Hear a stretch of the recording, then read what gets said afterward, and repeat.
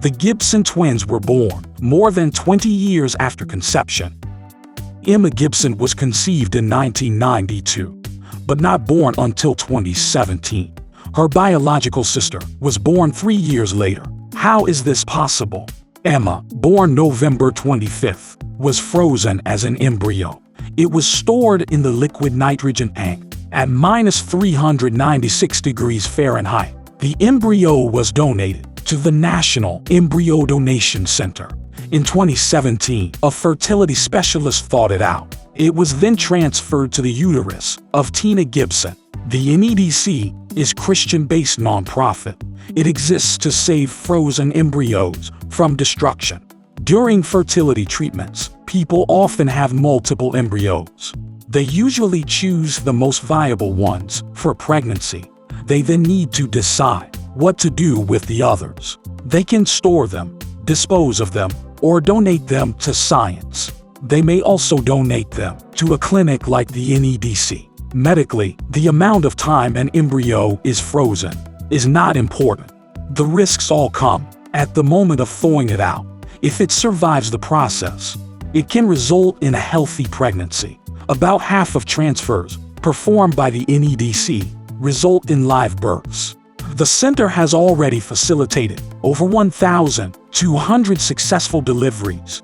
There are no statistics on frozen embryos being stored in the U.S. The NEDC estimates that it may be as many as 1 million. Tina and Ben Gibson first approached the NEDC in 2016. The couple had been trying to have a child for 5 years.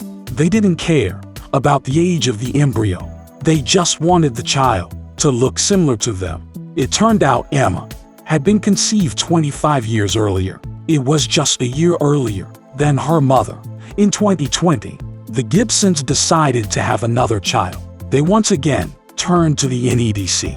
2 thawed embryos were transferred to Tina's uterus. What's more, both of them were Emma's genetic siblings. One of them survived into a healthy pregnancy. Molly Everett Gibson was born on October 26, 2020. She was born from an embryo frozen in October 1992. This way, she beat the record set by her sister earlier.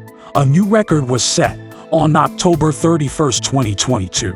Lydia and Timothy Ridgway were born after 30 years. They were also frozen as embryos. In 1992, the Ridgways couldn't be happier. The couple already had 4 children, born naturally. However, they still decided to apply to NEDC. It's not a coincidence.